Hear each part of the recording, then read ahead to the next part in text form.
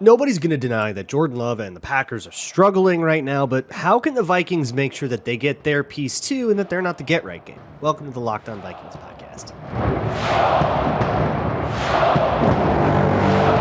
You like that? 3, 1, 2, 3. You like it? You are Locked On Vikings, your daily Minnesota Vikings podcast, part of the Locked On Podcast Network, your team every day.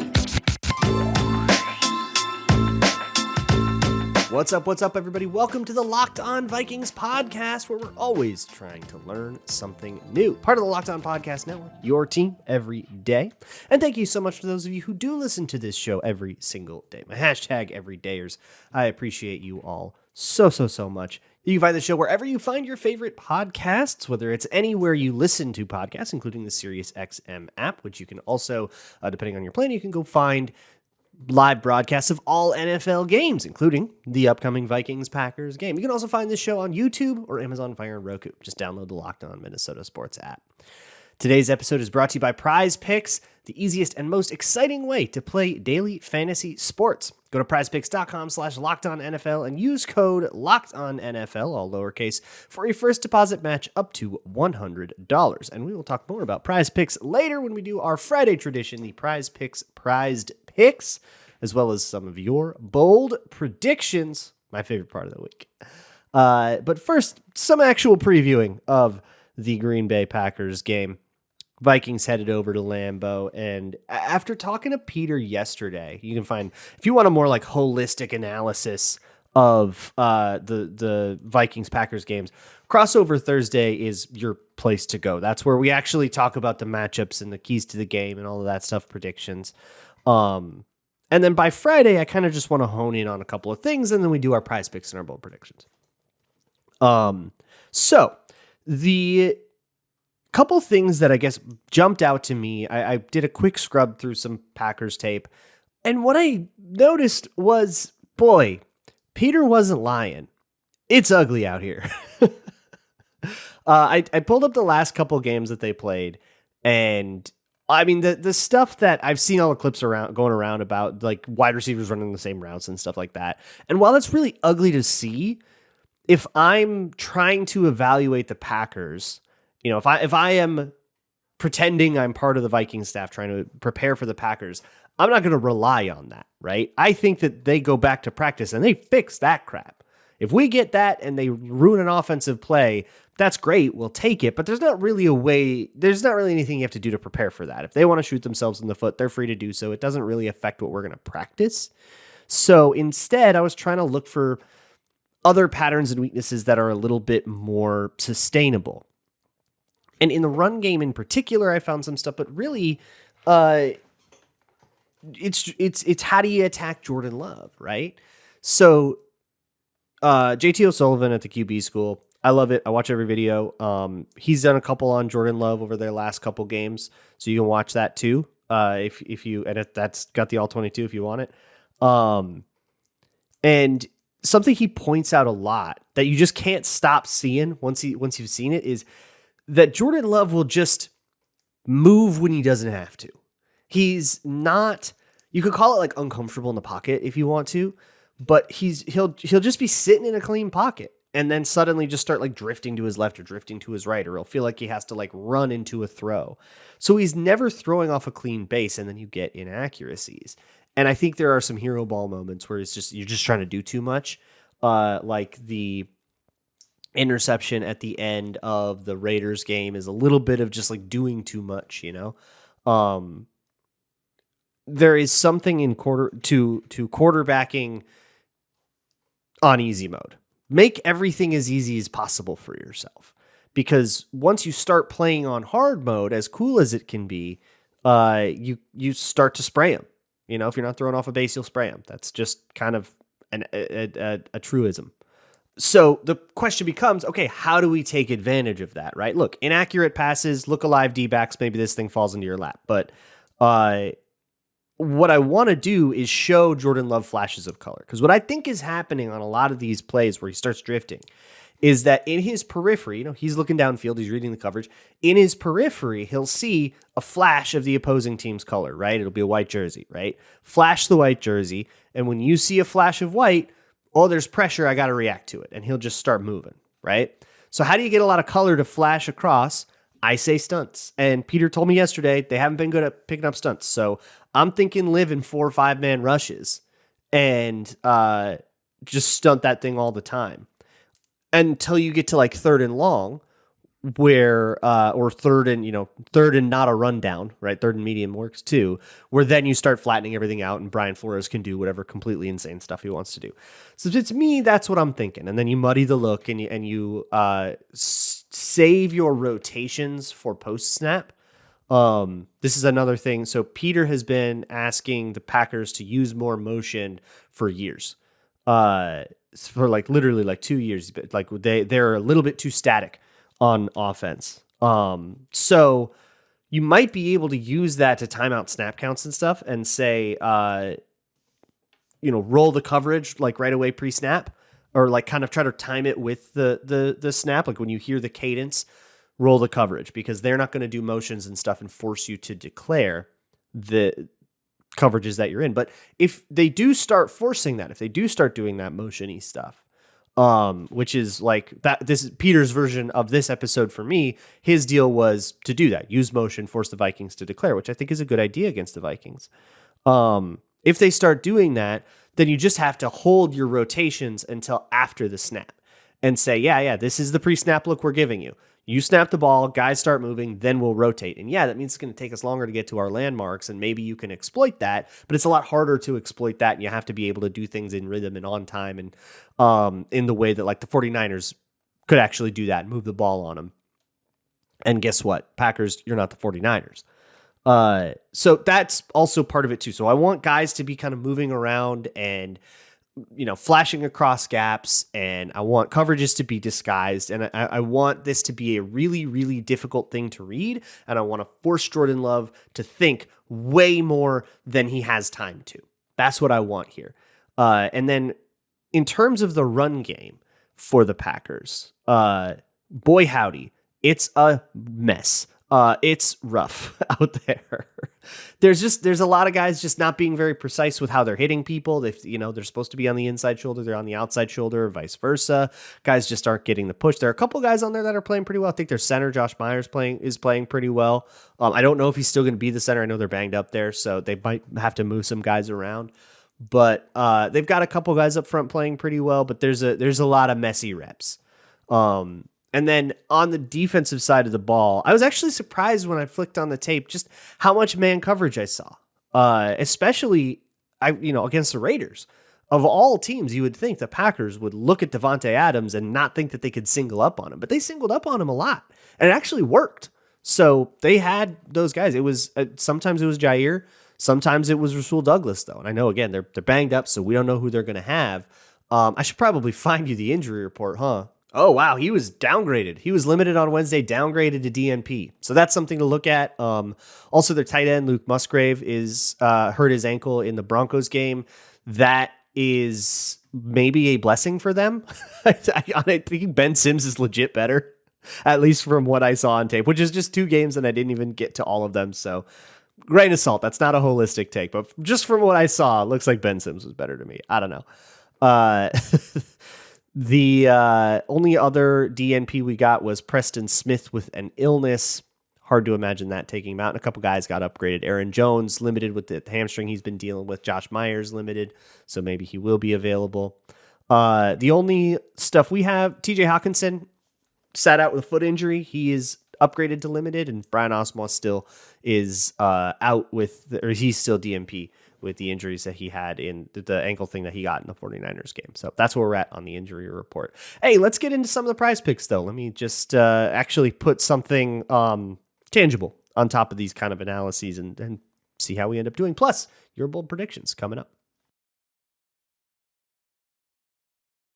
Today's episode is brought to you by FanDuel, America's #1 sports book. FanDuel is a great place to go get your grambles on if you want to put your money where your mouth is on whatever kind of predictions you have. Look, a lot of people think the Vikings should be favored by more because the Packers are, I think I saw at some points it was a pick 'em. Right now, looking at it, it's a 1.5, but people are hammering the Packers on that. So if you think that that is unjust, and you think that the Vikings, even though they're in the division on the road, should be favored by more, go bet that thing. Or go bet something like an Alexander Madison touchdown prop. Maybe this is finally the week that he gets one. Or any rushing touchdown. That's such a weird stat. Or anything else you can think of. The app is easy to use. They have spreads, player props, over-unders, all of that stuff. Safe and secure, and they pay out instantly when you win. And right now, new customers get $200 in bonus bets guaranteed when you place a $5 bet. So let's say you want TJ Hawkinson anytime touchdown score. You put $5 on it. Whether or not you win that bet, FanDuel will just dump $200 in bonus bets right into your account that you can then go use on other stuff. So go to FanDuel.com/lockedon and get going on this grambling NFL season at FanDuel, official partner of the NFL. Thanks again so much for making Locked On Vikings your first listen of the day. For your second listen, why don't you go check out the NFL live kickoff show. It happens on Fridays on the YouTube channel for Locked On Vikings, and actually all the Locked On football YouTube channels. You can find that, previewing all the games, talking about what happened on Thursday Night Football, and just kind of chilling. Also, if you're looking for some more Vikings analysis, go check out my Patreon page, patreon.com/LukeBraunNFL. You can find a very in-depth analysis of Jordan Addison's big day and all of the nuance and detail in his route running that really made that day possible, not to mention just the playmaker ability, as well as something on Christian Darrisaw and how they managed to handle Nick Bosa. Their plan for him was really cool. And they managed to hand Nick Bosa a pretty pedestrian night by his standards against San Francisco. For here, let's do some prized picks. Going to PrizePicks.com, which is also a sponsor of today's episode, and talking about some of the things that I think might happen in this game. Prize Picks is you just pick a player and whether they'll do better or worse than their Prize Picks projection. Prize Picks sets the number, and you just have to say more or less. So with regard to that Packers run game, which, God, it just is rough to watch.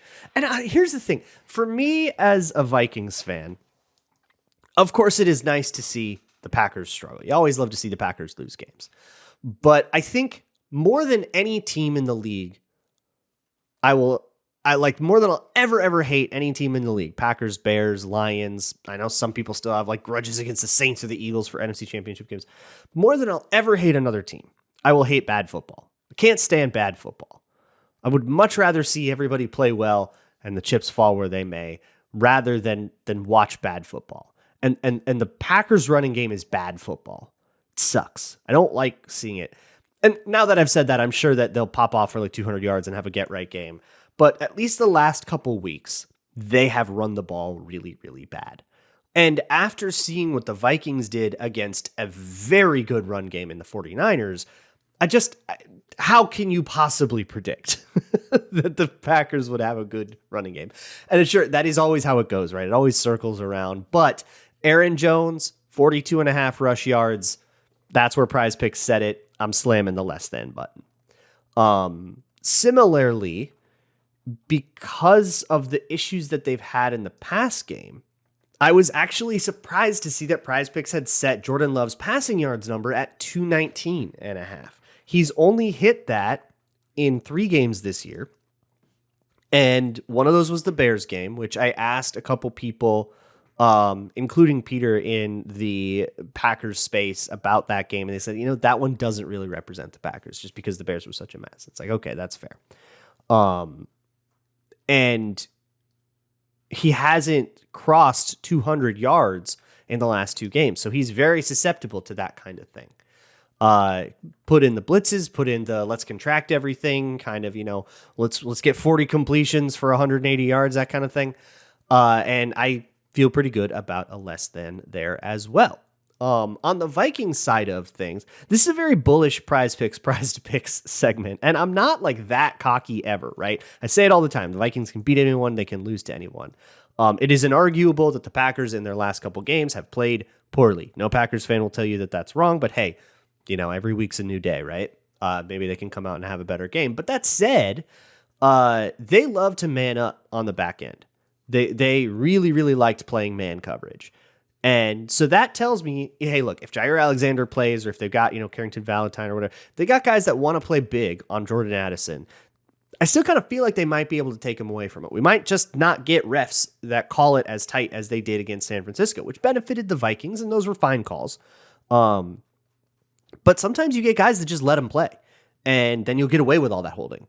And that puts us in a situation where it might become a TJ Hawkinson kind of day. I know he's got his foot thing. He says he's going to be fine. He did get upgraded in the injury report. So I'm taking TJ Hawkinson, 54.5 receiving yards, and going with more than. Similarly, here's the deal. The Vikings goal line rushing problems, I don't know if they're... the issue is that they are trying to go super north-south. They're not really doing anything fancy. Last year you had all of this razzle-dazzle. You had shovel pass stuff. You had reverses. You had jet sweep. You had all kinds of crazy things. This year, they've played it a lot more straight up, and they basically said, let's just try to push these guys out and try to run the ball in the red zone. And a lot of their red zone stuff has been, their goal-to-go possessions have been first and goal from the 9, first and goal from the 10. And so a running play that gets 4 yards sets up second and goal from the 6, and you feel like, can we really run this again? Even when you had the first and goal from the 1 situations against San Francisco, they just weren't getting that push. And then they'll try to sneak it, and that didn't. They've been really bad on those sneaks. I think if they're going to score, they still have to throw. Kind of until proven otherwise. So Kirk Cousins, 1.5 touchdowns. Let's book it more than.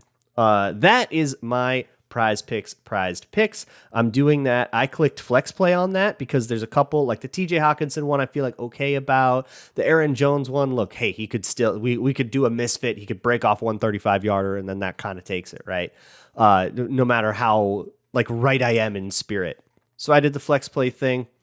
Look, I'm feeling, being a little more humble about it, but that is not what I asked you guys to do. I asked you to go bring me some bold, unhinged, and insane predictions, and you sure did deliver. So that is what is coming up next. Your PrizePicks prized picks, and of course today's episode of Locked On, all made possible by PrizePicks. Daily fantasy made easy. PrizePicks is daily fantasy the way that I love to play it now. I am never going back to the old way of putting together a lineup where I've got to do a kicker and a flex and 2 running backs just because I think that I like, Kirk Cousins' odds to throw a couple passing touchdowns. No.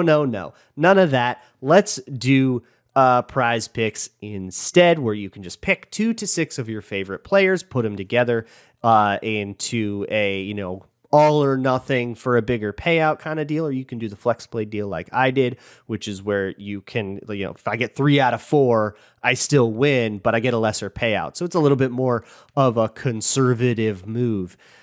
Whatever you want to do, go to PrizePicks. And right now you can get a first deposit match up to $100 by going to prizepicks.com/LockedOnNFL or using code LockedOnNFL, all lowercase. Once again, that is a first deposit match up to $100 using code LockedOnNFL or going to prizepicks.com/LockedOnNFL. Today's episode is also brought to you by DoorDash, the clutchest thing in existence for a very busy, very tired person covering an NFL season. Let me tell you, I have been all over DoorDash lately, and what has been great for me has been it's been a good way to find local spots. There's a burrito taco place near me that has become such a go-to for me that is there's no sign and it's just a stand. You would drive by it all the time. You'd never notice that it has fantastic food, but now I know about it and it's a go-to place for me to go to. That is what DoorDash can bring you, and just the easy convenience of having food delivered to your door and groceries as well. So if you're in the middle of cooking dinner, you forgot an ingredient, and instead of having to shut everything down and go to the grocery store, you can have DoorDash deliver it to you and you won't have to skip a beat. And right now you can get 50% off up to a $10 value when you spend $15 or more on your first order when you download the DoorDash app and enter code LOCKED23, LOCKED 23. That's 50% off up to a $10 value on your first order when you download the DoorDash app and spend $15 or more. That is subject to change and terms apply. It's that time of week. It's time for the bold predictions. It is a Friday tradition. Every Friday, I ask you all for your boldest, craziest predictions, and I read out some of my favorites. If you are right about any of these, I get punished. And we haven't hit one yet this year, which is how it is supposed to be. I want them to be possible, but very much not plausible.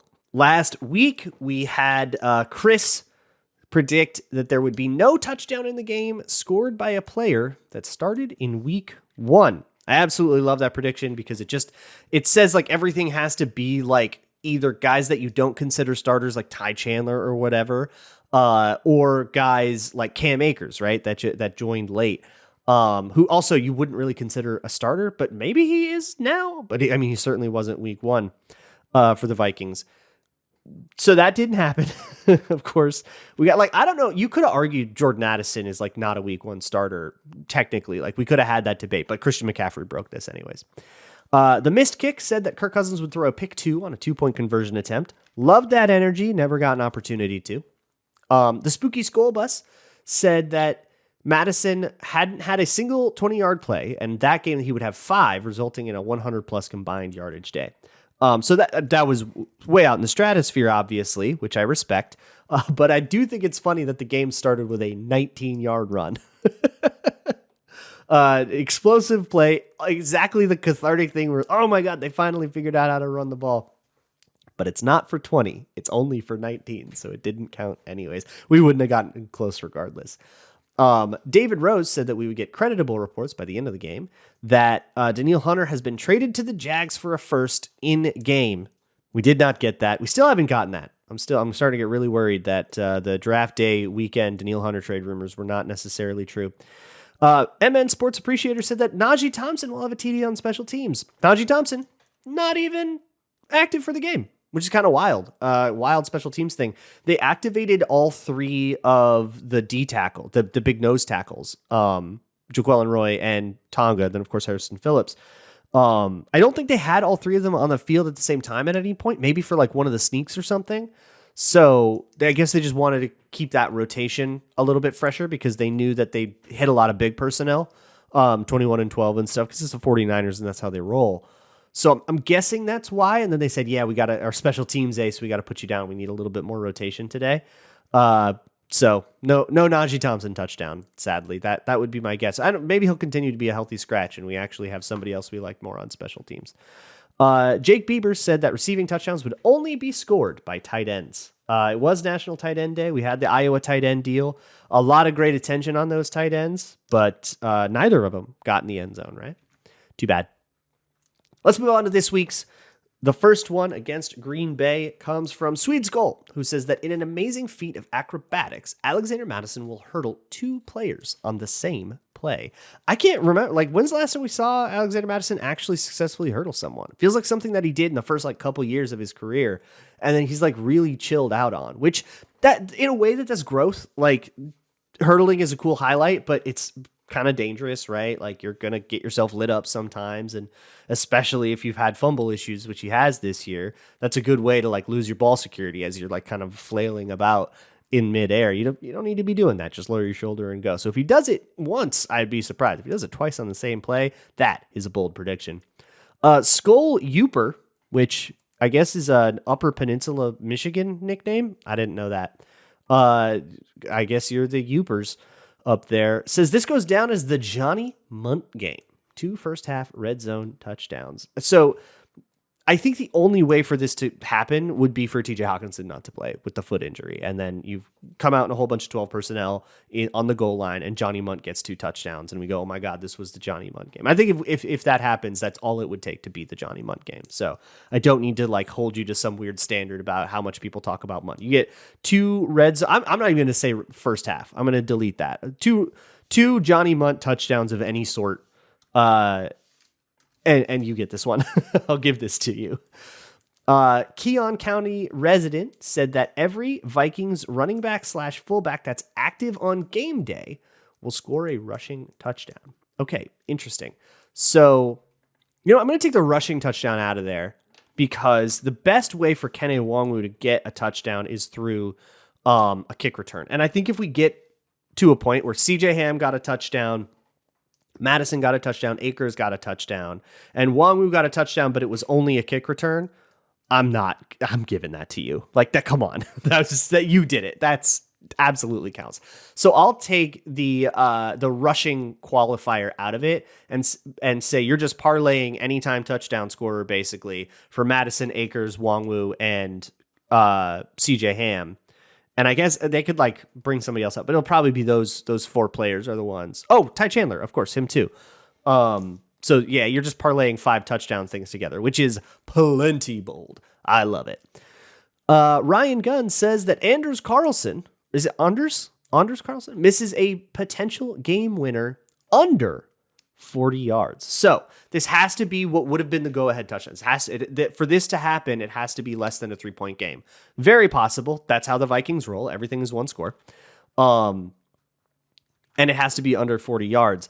This is really fun. I'm surprised I didn't see. I was looking for more Anders Carlson stuff because of the Daniel Carlson connection. We're in Lambeau, right? Like, game ends in overtime or game goes to overtime and Carlson misses 3 kicks. Like, come on. Nobody did that?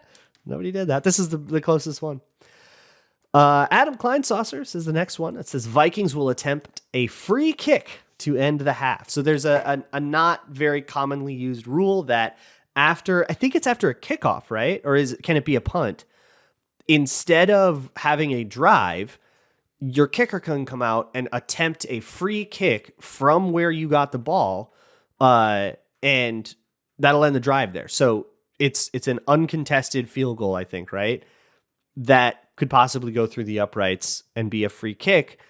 Kind of an obscure thing in the rule book that is never really that good of an idea. Like, why would you give up a whole possession? But hey, if the other team scores with 20 seconds left on the clock, you could kneel it down or you could do a free kick. Very bold. I don't think one has happened since like World War II. So very bold. And then the last one I'm going to do comes from Skull Chester, who says, I asked Mekhi Blackmon to get his first interception to be a pick 6 against Jordan Love when I met him in London in the summer. I predict he will not only get a pick 6, but 2 pick 6s. So first off, fantastic flex. Love that energy. Way to flex that you met Mekhi Blackmon in London over the summer. And because of that, it sounds like you asked him to get a pick 6, not 2 pick 6s. So I don't need you to get the 2 pick 6s. He needs to do what you asked. He got his first pick 6 against Jordan. Is to get his first pick 6 against Jordan Love. So I only need 1 for that. This is going to be a tough one to catch because it seems like Andrew Booth has just taken his job, which is pretty cool for Andrew Booth, but obviously not great news for Mekhi Blackmon. But hey, 3rd round rookie. He's got a lot of time. He's got lots of time to learn. That's totally fine on his track. So pick 6 for Mekhi Blackmon. Somebody probably has to get hurt for that to happen, or you have to have like a weird rotational snap. But hey, weirder things have happened. We have not yet hit a bold prediction this year. And if I do my job right, all of them are possible and we don't hit any. So let's get into it.